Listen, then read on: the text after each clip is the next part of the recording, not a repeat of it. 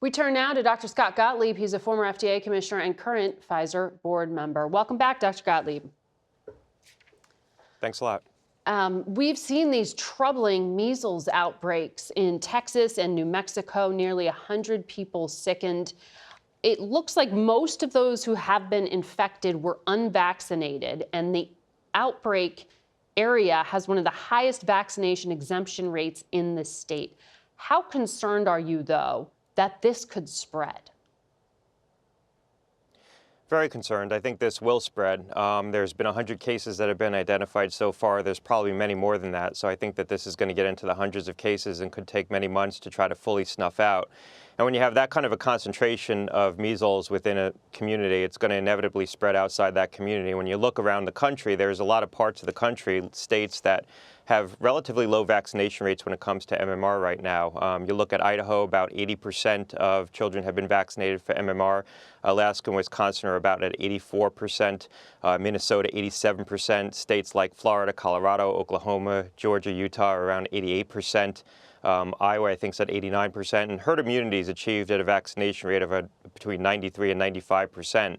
And even within those states, it's not like the low vaccination rates are distributed evenly across the states. There's pockets of under-vaccination. There's communities that have relatively low vaccination rates. And so when you have this much virus spreading in that portion of Texas and New Mexico, I think that there's some inevitability that you're going to see cases exported into those other states where there's low vaccination rates, and you could see a continuous spread across the country. Even at a low level, we could get some endemic spread. And the risk to the United States right now is that a virus that has been largely extinguished from circulation in the U.S. could return and just continue to spread even at a low level. And the U.S. could be at risk of losing its measles elimination status, which would have more profound implications on things like travel advisories that could be initiated from other countries. And so beyond just the public health impact of this, which I think is quite substantial, there could be some economic impacts as well. And finally, when you look at that outbreak in Texas, 27% of people have been hospitalized, and there's been 4 cases where children have contracted measles that have been vaccinated. So those were probably kids who only had 1 dose of the vaccine. But there's a lot of people who are at risk of this beyond just the people who have chosen to forego the vaccine. That's terrifying, doctor. And kids are usually vaccinated, as any parent knows, around 1 year old, roughly. The MMR vaccine, though this is the vaccine against measles, is particularly scrutinized. Robert F. Kennedy Jr., who is now the HHS secretary, has accused of causing issues in children. He wrote the foreword to a book questioning vaccines, saying measles is a disease that is rarely life-threatening and a vaccine that is largely unnecessary but carries real risks. He is now the HHS secretary. How does he restore confidence in a vaccine that he previously denigrated? Well, look, I think it's going to be difficult, and as best I can tell, he hasn't spoken to this outbreak. I think you captured the essence of the argument from Mr. Kennedy, as well as people within his anti-vax movement, that they believe this vaccine isn't effective. That's not true. It's highly effective, and that measles itself isn't a bad illness. And I think there's been some statements that actually getting measles has certain long-term advantages, which is just patently false. This is a very dangerous virus. And as I said, about 27% of the kids who've been infected in that West Texas outbreak and the New Mexico outbreak have been hospitalized. So this could be a quite serious illness with long-term consequences. Herd immunity is achieved at 93 to 95%. We're well below that in most parts of the country. Texas actually has a high vaccination rate, and I think Texas local public health officials are doing a good job to try to get control of this outbreak. But now that it's stretched into the hundreds of cases, it's going to be very difficult. This has been a vaccine that's been studied extensively. The alleged links between MMR vaccine and autism have been the subject of some of the largest studies ever undertaken. There were 2 studies done in Denmark, each with about 500,000 children enrolled in those studies. There were also a number of studies that were commissioned by the CDC and the NIH also looking at this in the United States. And so this is one of the most extensively studied questions, the purported link between MMR and autism. And I think the reality is sometimes we have to accept no for an answer, that there just is no link between the MMR vaccine and autism. Yeah, and those studies were brought up by Dr. Cassidy, Senator Cassidy, in the hearing, and Mr. Kennedy would not affirm them. Senator Cassidy still voted for him, though. But I want to ask you about another issue.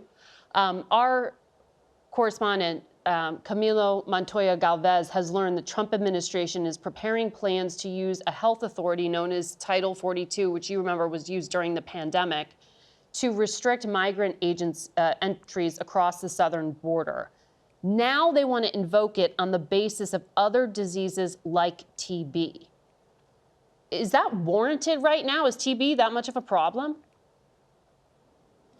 Well, look, I think from a policy standpoint, the administration has done a good job shutting down flows across the border. So I'm not sure why they're reaching for a public health measure to try to provide an additional provision, additional tool. They seem to have done a good job with the law enforcement that they're doing at the border. Just from the objective standpoint of TB and the risk of TB being transported across the border, TB incidence rates are high in the countries where immigrants are coming from, but they're not exceedingly high relative to other countries. So you look at a country like Mexico, the incidence of TB is about 30 cases per 100,000 people. In Venezuela, where there's also immigrants coming from, it's about 45 per 100,000. That compares to about 10 per 100,000 in a country like England. But you look at a country like India, the incidence is about 200 per 100,000. In South Africa, it's about 500 per 100,000. So there's a lot of countries around the world where people come in from all the time, where the incidence of TB is much higher than what it is in the countries where people are coming across the border from. Now, you can argue that people coming in the country from South Africa or India are going through regular checkpoints where they might undergo some screening.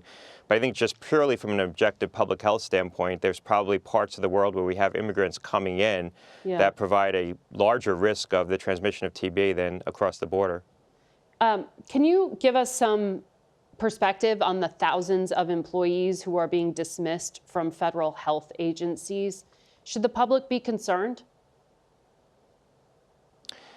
Look, I don't think they should be concerned. I think that there have been steps taken to try to re-adjudicate some of those initial dismissals, at least within the public health context. When you look across HHS, and I'm most familiar with FDA, where they're hiring back a number of employees, and I think they could hire back fully half of the employees that were initially dismissed at the FDA, and they've tried to preserve things like review functions and inspectors at FDA. They didn't do it perfectly because of the way they went about this. They riffed the probationary employees, so they did catch some employees I think are in critical functions. They seem to be hiring them back. You know, just objectively, they look at this and they say, well, the number of people hired has gone up a lot in recent years, and they want to reduce headcount. And so I think they need to be more judicious about who they target. Dr. Gottlieb, I'm sorry, I got to leave it right there. We'll be right back.